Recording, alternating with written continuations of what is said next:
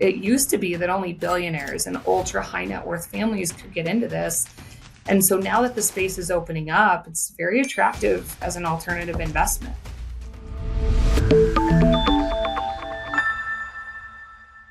Hello and welcome to Wealthion. I'm Maggie Lake, and today we are going to be talking about professional sports ownership with Brandy Maben, director at Windrock Wealth Management. Hi, Brandy. How are you? Hey, Maggie. I'm great. Thanks for having me on again. We'll talk about marrying passion and profit. This is a topic I think is really going to hit home for so many people because who's not a fan of some kind of sport? I mean, this crosses almost everyone.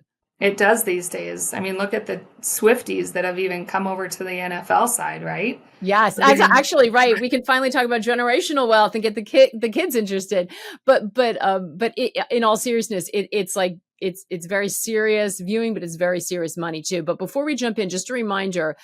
If you would like to take a look at your investments and see if there are areas that you're not exposed to or you're not taking advantage of, you can get a free review of your portfolio with a member of the Windrock team. Just hit the link in the description or head over to wealthion.com/free.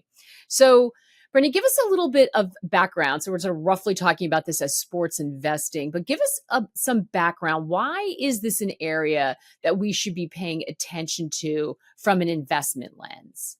Yeah, there's a couple reasons. One, it's becoming much more opportunistic for a retail investor to get into and to a higher level accredited investors, but the scarcity of sports is still there. So it's still only 150 teams approximately between all of these professional leagues, NFL, MLB, NHL. And to get into that is a tight niche that is hard to. And it used to be that only billionaires and ultra high net worth families could get into this. And so now that the space is opening up, it's very attractive as an alternative investment. I also think, oh, go ahead. Yeah, you called it an alternative investment. So talk to me a little bit about that. Like, how does it fit in with what we traditionally think about? Well, usually investors automatically think of the stock market and they want to get into various ETFs and mutual funds. They want to make sure that they diversify maybe into gold and silver, but still in the market. But at Windrock, and one of my favorite things to do with my investors is just to diversify their investments. And alternative investments is a heavy play for our firm because it makes your money go into different places and not so heavy into one sector. No one wants to experience the drop of 2008 or any other recession in the history of time again. So if we can mitigate that risk by getting into what we call alternative investments, it helps because something like professional sports teams has proven time and time again, it's very uncorrelated to those dips that we've seen in the market. And we've seen, it seems, the sort of price tags on some of this, because every once in a while you do see someone, a newly minted billionaire, come in and make a purchase. And it seems like the valuations have really been skyrocketing. They're exploding. It's wild. I mean, you see Denver Broncos in 2022, they bought their team for $4.6 billion. That's a price tag that raised the benchmark of professional sports astronomically. You see the Cowboys, which I personally am a big fan of, and it's been a heartbreaking life to be so. But Jerry Jones bought that team in 1989 for $140 million. And that was an astronomical price tag then, right? But now he's buying players for the same amount. He just, or other teams are buying players for the same amount, right? And so the price tag of this whole industry is raised astronomically. Okay, you cannot talk about heartbreak. I am a New York fan, and it doesn't matter. At least the Giants we can remember in this lifetime, but Jets. I mean, there are people who've been born who haven't known a winning team. So we cornered the market on heartbreak. So I that should make you feel a little bit better. It does. Okay, so this was an area. So I think we've been watching, by the way, those price tags. But this is an area that's opening up, you say. So what's changing, and why is this something now that maybe more of us can think about getting involved in as a diversification play? Right. Well, there's still only a handful of funds that are out there that accredited investors can get into, which you have to make certain marks to be able to qualify for these funds. However, if you do, your price tag to get in can be as low as $50,000 to have a minority share of these teams. Some of these funds own, let's say, four NBA teams, and not only the franchise of the team, but all of their business model that they put in behind their team they own. Mhm. And that's just one form of way of getting into these investments. You see the Green Bay Packers, right? There's their diehard fans that they opened up a nonprofit sector for them to be able to buy into the team and have a shareholder portion. And that's just going really well for them. And it gives liquidity to their ownership partners who have been in for a lifetime, and everyone gets just a fractional share. No controlling part of the team at all. You don't get a say, you don't get to write plays, you don't get to talk to the owner. It's just kind of having a little nugget into these teams instead of maybe the stock market. Thankfully, though, if you're not an accredited investor, you can get into the market. There's a couple that are probably bigger names than the soccer leagues that offer stock market tickers, but Manchester United, that's a big one that even young investors that love soccer can get into and just track and start to learn. Or you look at Madison Square Garden Sports, that's a little bit higher price tag, but something that retail investors can get into very easily. So tell me a little bit more. So I understand that, buying a publicly traded stock like that, and I think we've all watched with a lot of joy over the years, Packers Nation and the sort of amazing culture that's built around that fractional ownership. What is the other accredited investor route? Because there will certainly be some people who are sitting here who might want to understand what that is. So how does that exactly work? Is it like a private equity type play? I mean, how does that function? It's a little bit like a private equity, yes. And so if you can get into one of these funds, let's use Blue Owl, for example. Blue Owl owns four teams and Mm, all that they encompass. And those four teams then might sell at some point. Like one example is the Phoenix Suns. They were in this fund, but someone else bought them and they removed themselves from the fund. You're still an owner of the fund, mm, not the Phoenix Suns anymore, but you get that minority share. When you get into that, you can get into it as an individual investor. The minimum was about $1 million if you had the right connections to get in. But if you're part of this bigger fund group, you can get in for $50,000 and they pool that money together to accumulate multiple millions and become one kind of group that gets in, if that mm, makes sense. Yeah, it So does. they That's pool their money together. Yeah, and I think that's what's been changing is some of these sort of structures now that allow for that. Seem like they're a little bit newer. So is owning if I said think this is something for me because I can see where we'd be attracted to it because as I said, a lot of us are sports fans of some sort. Pick your sport. Is owning and when I'm making that decision, is owning a piece of a sports franchise different? How should what should we be thinking of? What should we be aware of when we're making that kind of decision? Right. And that's a really good question because each sports league is actually a little bit different. We've had NFL teams cross our desk, NHL, things like that, and those are a little bit more valuated on their their broadcasts or their ticket sales or their media rights, right? But the latest one that came across our desk was about the NBA, and we found it incredibly intriguing because of the branches that it owns outside of the team. So when you're looking at these investments, you have to see what their valuations are and why they're valuing them that way. So the NBA right now, for example, you can look at a spider web chart and you'll see that they own their WNBA team.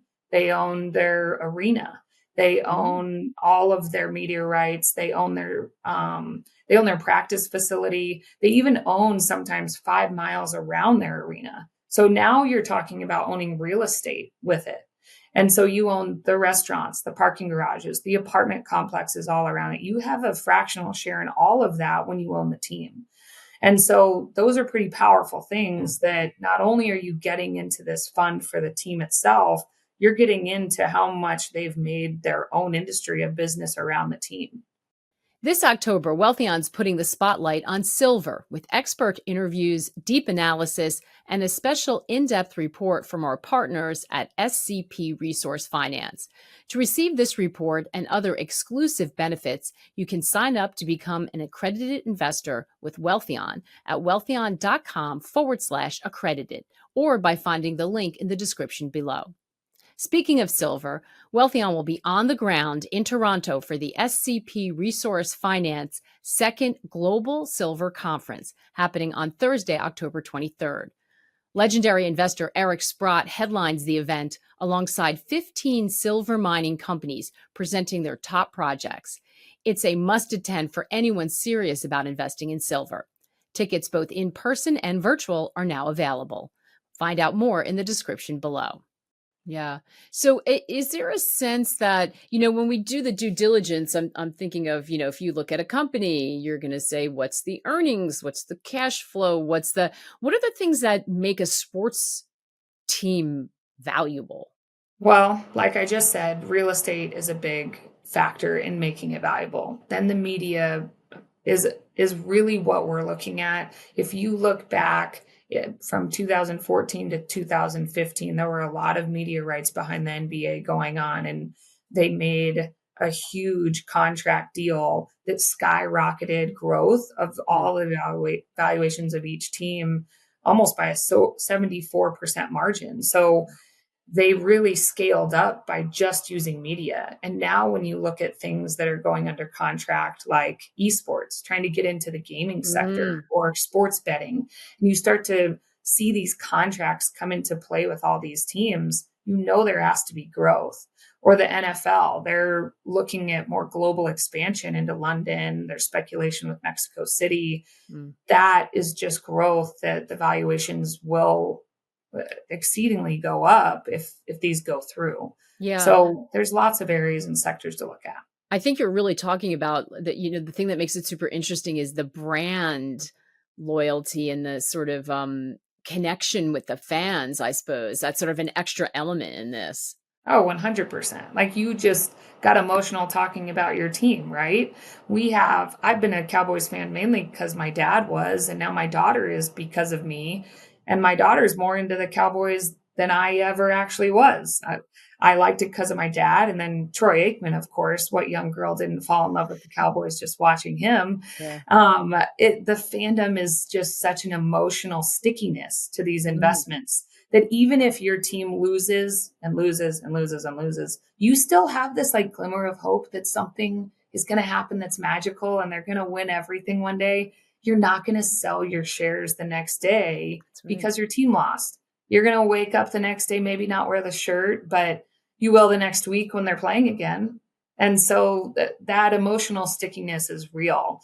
And I think it's one that can actually really help investors start to get in and start to educate them. Like my son, he turns on ESPN every morning, gets his little fix of all his stats, and just putting him in a sliver of Madison Square Garden can start to open the conversation of investment. And he's going to be into it way more than any other stock that we could talk about because of the emotional stickiness. Yeah. It's really interesting to think about that emotional stickiness because especially when you're looking for diversification and durability, which is something we're all talking about more when it comes to our portfolios, it's a sort of a different calculation and a super interesting one because we've seen everything wax and wane, things become popular, unpopular, but the power of sports is one of the really lasting kind of cultural trends that I think we've just seen, move in one direction. So that's super interesting. So I could see a flip side though, right? So that's the appeal. And I could, and certainly,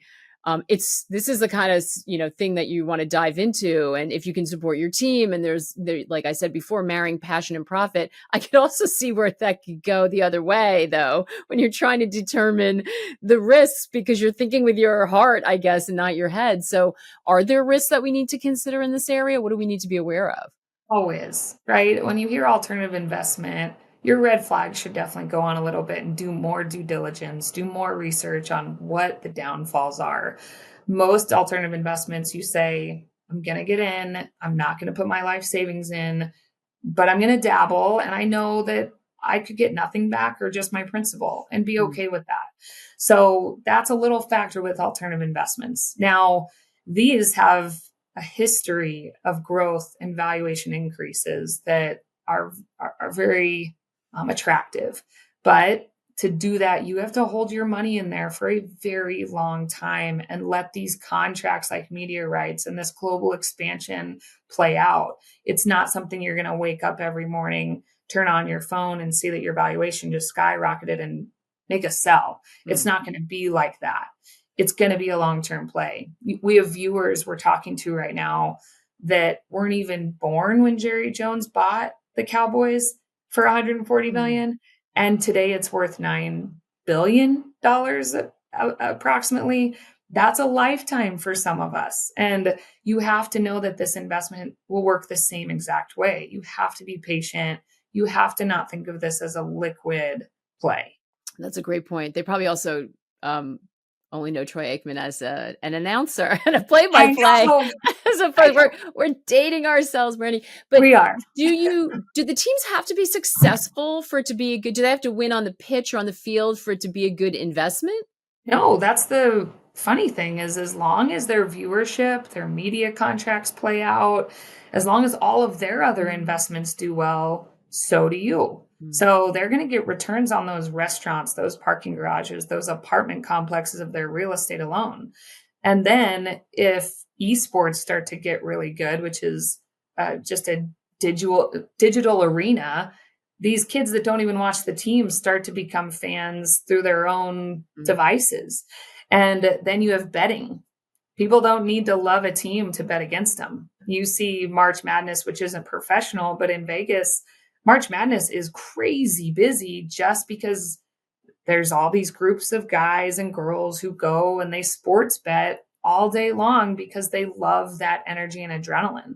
So there's so many factors where even if the team does poorly, there's another team that's doing well. The competition, the camaraderie, the emotional stickiness never goes away. Mm.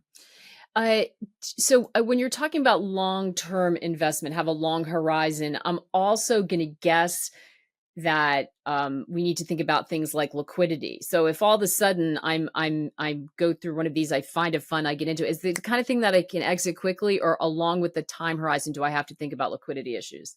Liquidity is definitely an issue with something like this. And getting into professional sports teams, funny enough, the reason why these are becoming more open is because the legacy owners in them can't pull any of the money out to use for different investments or their own lifestyle.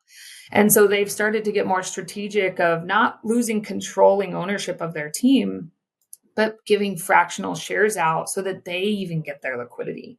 So if the legacy owners need liquidity, you better think twice that you're not going to see any liquidity because you're not going to be able to sell your shares like they're doing right now. You're going to be locked in for whatever the deck and the contract and the sub documents tell you they are, which is only a rough estimate. So the last contract we got into in sub docs, it said expect a 10-year minimum hold. That means that don't expect your money before that decade comes to mature. Yeah. Which is, by the way, like, that's not a negative. That's just understand what you're getting into. And maybe you want something, especially if the valuations continue to grow, that you don't have to worry about, but as a diversifier, but you just have to understand the role it's playing. Correct. Thinking, And also another thing on that, if you don't want to do this, we work with a lot of high net worth families that they're thinking of legacy plays. And what better than to give a graduation present of, we're going to put you into this fund for $50,000. Yeah, nice gift, right? Hey, you graduate 50,000, but you can't touch it until it matures. You're investing in that child's not only education of finance, but you're giving your legacy funds not only to a better tax bracket, most likely, where when it does mature, they're not paying your 40%, 37% tax, but it will mature at a really great time for those kids. It's a great legacy play. Yeah. And a fun one as well, as we talked No about. kidding. Yeah. What is so it sounds like from everything you're talking about, you really see this as a growth area. I think you hinted on a couple of things that you're enthusiastic about, but where do you see this going? What are you watching as future drivers of growth here? Yeah, all these media and global contracts we're seeing right now are the biggest things we're keeping our eye on. And the NFL, like I already mentioned, looking at London, speculation around Mexico City, we have our finger on that one just to see what a good entry point would be. The WNBA has had a cyclical 3-year cycle where it's really predictable. However, with all the new happenings and uh, the noise behind it, maybe that could change and become more of a steady increase up. So we're keeping our eye on that too. And then always that digital play. So the eSports are just always kind of something we want to look at. And then the digital betting, it's Mm, it's it's going to skyrocket the more AI gets better, the more these analysts figure things out. I have a couple investors now that have been kicked out of DraftKings because they partner with analytics and they figure out the algorithm that they make too much money. And they get kicked out of these little websites because they're doing so well. It's yeah, crazy.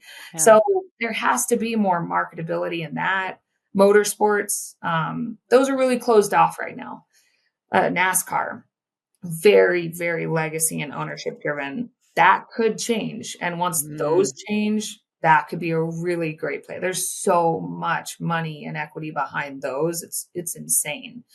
Think about the demographics of that crowd, yeah. right? You have the people that tailgate for days and days before the Indy 500, and it's just louder outside of the stadium sometimes than in it. But then the owners are billionaires. Mm. So the diversification of fandom there is huge. And then just the institutional capital rotation that's a little bit more complex and higher level. But all those areas are just things to watch out for, I would say. Fantastic stuff.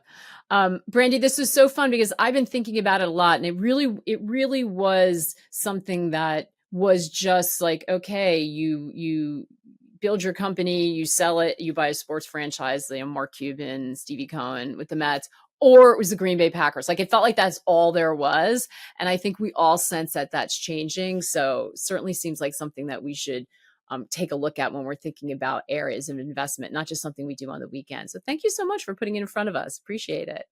Absolutely. Thanks for your time. So, some financial planning we can all finally be enthusiastic about. It's a really fun discussion. Thanks so much, Brandy. And just a reminder again, if you're not looking at this area and you want to, or you just want to, get a sense of what are your options if you want to diversify, you can get a free portfolio review from one of the Windrock team members. Just hit the link in the description below, or head over to wealthion.com/free. Thanks so much for watching. We'll see you again next time. Thank you.